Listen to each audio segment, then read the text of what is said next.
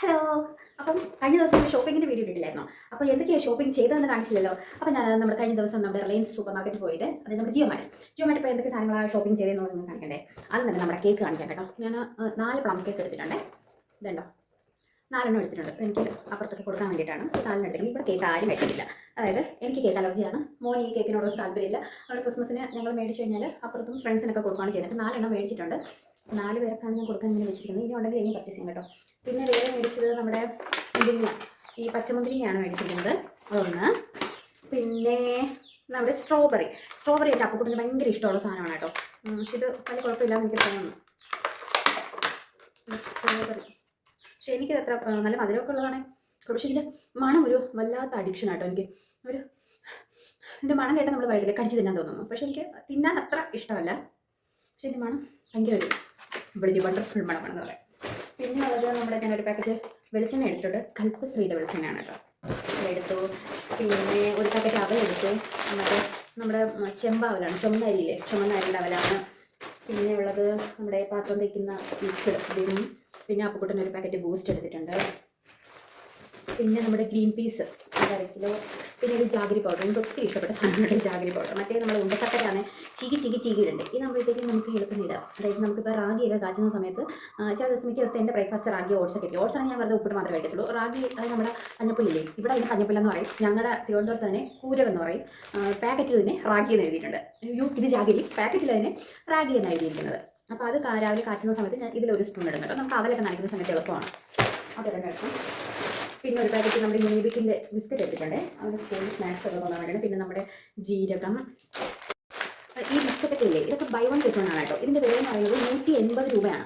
നമുക്ക് ഇത് by 1 get 1, ഇത് 2 എണ്ണം എടുത്താൽ 180 രൂപയേ ഉള്ളൂ. അതായത് 180 രൂപയുടെ ഒരു പാക്കറ്റിൻ്റെ കൂടെ ഒരു പാക്കറ്റ് കൂടെ നമുക്ക് ഇതേപോലത്തെ ഫ്രീ കിട്ടും.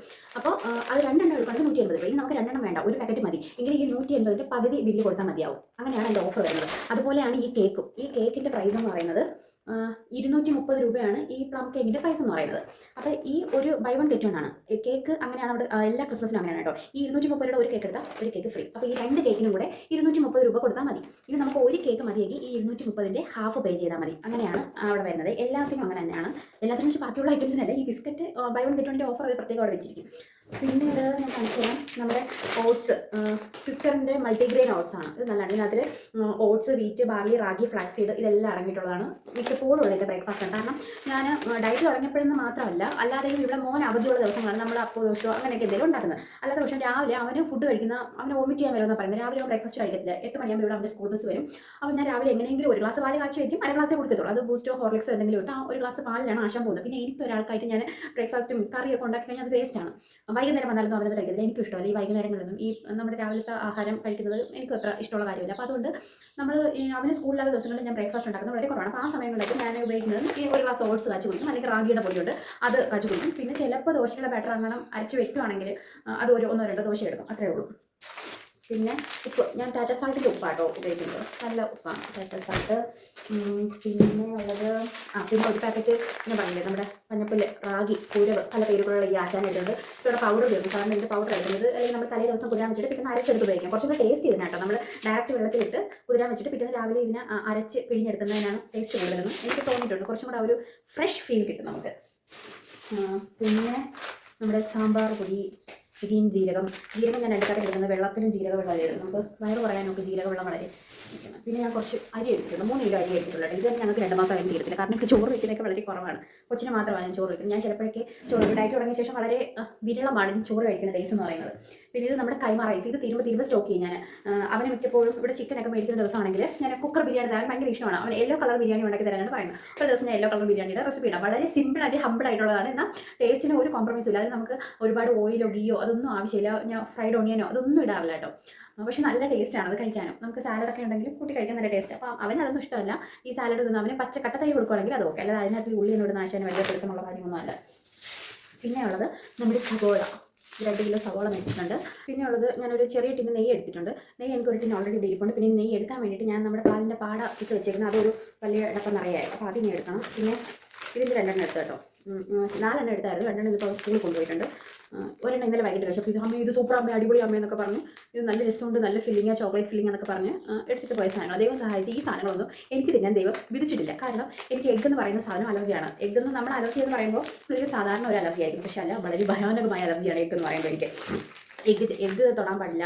എഗ്ഗ് ഇപ്പോൾ മുമ്പൊക്കെ മുട്ട പൊരിക്കുമ്പോൾ അത്രയും വലിയ പ്രശ്നമില്ലായിരുന്നു. ഇപ്പോൾ എനിക്ക് മുട്ട പൊരിക്കുമ്പോൾ പോലും ഭയങ്കരമായിട്ടും പ്രശ്നങ്ങൾ. പിന്നെ മാസ്ക് വെച്ചാണ് മുട്ട പൊരിക്കുന്നത്. ആദ്യമൊന്നും എനിക്ക് വലിയ സ്മെല്ല് കുറച്ച് സമയം കഴിയുമ്പോൾ ഞാൻ ഓക്കെ ആവുമായിരുന്നു. ഇപ്പോൾ പിന്നെ അത് ഭയങ്കരമായിട്ട് അലർജി, അതായത് നമുക്ക് ഏജ് ആവുന്നതനുസരിച്ച് അലർജി കൂടിക്കൊണ്ടേയിരിക്കണം. അതിൻ്റെ ആ ഒരു ഇൻറ്റൻസിറ്റി കൂടിക്കൊണ്ടേയിരിക്കുകയാണ്. പച്ചമുട്ടയിൽ നിന്ന് കയ്യിലങ്ങനെ വീണാൽ തീർന്നു. പിന്നെ അവിടെ മുഴുവൻ ചോർച്ച് തടന്ന് ശ്വാസം മുട്ടും, BP ലോ ആവും. അങ്ങനെ ഭയങ്കര ഇഷ്യൂ ഉള്ള ഒരു പ്രശ്നമാണ് എനിക്ക്. മുട്ട ചേരുന്ന ഒരു ഫുഡ് വകകളും കഴിക്കാൻ പാടില്ല. ഈ നമ്മുടെ ഈ KFC ഫ്രൈഡ് ചിക്കൻ, ചിലതൊന്നും മുട്ട ചേർന്നില്ലെങ്കിൽ പോലും ചിലതിൻ്റെ പ്രോട്ടീൻ എനിക്ക് പറ്റത്തില്ല കേട്ടോ. ചിലതിൻ്റെ ഒരു പ്രോട്ടീൻ കണ്ടന്റ് എൻ്റെ ശരീരത്തിന് പറ്റത്തില്ല. ചില ചോക്ലേറ്റുകൾ, മിഠായികൾ, ബിസ്ക്കറ്റ്സ്, അങ്ങനെയുള്ള കുറേ സാധനങ്ങൾ എനിക്ക് പറ്റത്തില്ല. പിന്നെ അപ്പം എനിക്ക് കുറച്ച് ഫ്രണ്ട്സ് ചോദിച്ചുള്ള കാര്യമാണ്, ഇനി അപ്പം നിനക്ക് ഇതൊന്നും കഴിക്കാൻ കൊതിയില്ല, അതായത് ആഗ്രഹമില്ല. അപ്പം ആദ്യമൊക്കെ എനിക്ക് ആഗ്രഹം ഉണ്ടായിരുന്നു. പക്ഷേ പിന്നെ എനിക്കിതിന് ടേസ്റ്റ് ഇല്ല. അതായത് നമുക്ക് ഈ മുട്ട അല്ലെങ്കിൽ മുട്ട ചേർന്ന ഫുഡ് എനിക്ക് കഴിച്ചു കഴിഞ്ഞാൽ അത് എനിക്ക് ടേസ്റ്റ് ഫീൽ ചെയ്യത്തില്ല. എനിക്കത് വാക്കികത്ത് വെക്കുമ്പോഴേ എന്താണ് ബാക്കിയൊക്കെ നിറയെ അങ്ങ് വെള്ളം നിറഞ്ഞിട്ട് നാക്കൊക്കെ അങ്ങ് ചൊറിഞ്ഞു തുടങ്ങും. ചൊറിഞ്ഞിട്ട് അപ്പോഴേ എൻ്റെ ആ ഒരു നേച്ചറേ മാറും. എൻ്റെ മുഖമൊക്കെ അങ്ങ് വല്ലാതായി. അതായത് അതിൻ്റെ തുടക്കമാണ്. പിന്നെ ചെറിയ ചുമയിൽ തുടങ്ങും. പിന്നെ അത് തുമ്മലാവും. പിന്നെ ശ്വാസം മുട്ടാവും. പിന്നെ എനിക്ക് കൺട്രോൾ ചെയ്യാൻ പറ്റത്തില്ല. അതായത് പിന്നെ ഉടനെ നമ്മൾ ഹോസ്പിറ്റലിൽ പോയില്ല എന്നുണ്ടെങ്കിൽ പിന്നെ വളരെ മോശമാവും കണ്ടീഷൻ. അങ്ങനെയാണ്. അപ്പം ഞാൻ അവരോട് പറഞ്ഞിട്ടുണ്ട്, എനിക്ക് അങ്ങനെ കൊതി വന്നിട്ടില്ല. കാരണം കൊതി വരണമെങ്കിൽ നമുക്ക് ആ ഫുഡ് കഴിക്കുമ്പോൾ ആ ഫുഡിന് ടേസ്റ്റ് വേണം.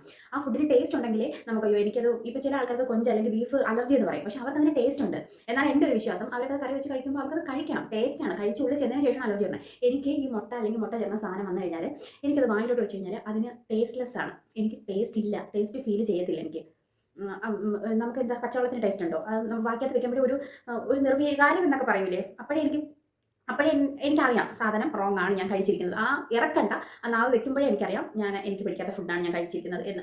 അങ്ങനത്തെ ഒരു ജീവിയാണ് ഞാൻ. പിന്നെ എൻ്റെ കെട്ടിയനെ സംബന്ധിച്ച് എന്നെ എവിടെയെങ്കിലും ഹോട്ടലിൽ അങ്ങനെ കൊണ്ടുപോയി കഴിഞ്ഞാൽ 90 രൂപയുടെ ഫ്രഞ്ച് ഫ്രൈസ് നിന്ന് ഞാൻ ആ സൈഡിൽ ഇരിക്കും. അവരപ്പോഴും മോനൊക്കെ ബർഗറും ഫ്രൈഡ് ചിക്കനും KFC ഒക്കെ നല്ല കാശ് കൊടുത്ത് ബക്കറ്റ് ചിക്കനൊക്കെ മേടിച്ച് തിന്നുമ്പോൾ ഞാൻ രണ്ട് ഉരുളക്കിഴങ്ങ് വറുത്തത് ആ സൈഡിൽ ഇരിക്കും. അതുകൊണ്ട് അവർക്ക് ലാഭമേ ഉള്ളൂ കേട്ടോ. അതുകൊണ്ട് അതിൽ ഞാൻ പുറത്ത് പോയാലും പുറത്തുനിന്ന് വല്ല ജ്യൂസും ഇതൊക്കെ കുടിച്ച് അല്ലെങ്കിൽ ബിരിയാണി പോലത്തെ സാധനമൊക്കെ കഴിക്കാനാണ് താല്പര്യം. കാരണം അല്ലാതെ വേറെ ഫുഡൊന്നും എനിക്ക് വിശ്വസിച്ച് കഴിക്കത്തില്ല. ഈ ചിക്കൻ റോസ്റ്റ് ഒക്കെ ആണെങ്കിൽ പോലും ഞാൻ കഴിക്കത്തില്ല. ചിക്കൻ റോസ്റ്റ്, ബീഫ് റോസ്റ്റ്, ചില ഹോട്ടലിൽ നിന്നൊക്കെ ഈ റോസ്റ്റഡ് ആയിട്ടുള്ള സാധനമാണെങ്കിൽ പോലും അതിപ്പോൾ നമ്മുടെ ചില്ലി ചിക്കൻ ഒന്നും കഴിക്കാൻ പറ്റത്തില്ല കേട്ടോ. അങ്ങനെയൊക്കെയുള്ള സാധനമാണെങ്കിലും ചിലപ്പോൾ, കാരണം അവർ അതിൽ ഇടുന്നില്ലായിരിക്കും. പക്ഷേ ആ സെയിം കടായിൽ ഉപയോഗിച്ചാൽ പോലും എനിക്ക് പ്രശ്നം വരും. അതായത് ഇപ്പോൾ നമ്മൾ ചില്ലി ചിക്കൻ എടുത്ത കടായിൽ തന്നെ ഒരു റോസ്റ്റ് ഐറ്റം ചെയ്ത് എനിക്ക് തന്നാലും, അല്ലെങ്കിൽ ഒരു മുട്ട കഴിച്ച പ്ലേറ്റ്, ആ പ്ലേറ്റ് ജസ്റ്റ് അവരൊന്ന് സോപ്പൊന്നും ചെയ്യാതെ ജസ്റ്റ് ഒന്ന് വാഷ് ഔട്ട് ചെയ്തിട്ട് അതിൽ ഫുഡ് തന്ന് അതിൽ കഴിച്ചാൽ പോലും എനിക്ക് പ്രശ്നമാണ്. അത്രയ്ക്കും പ്രശ്നമുള്ളൊരു വ്യക്തിയാണ് ഞാൻ.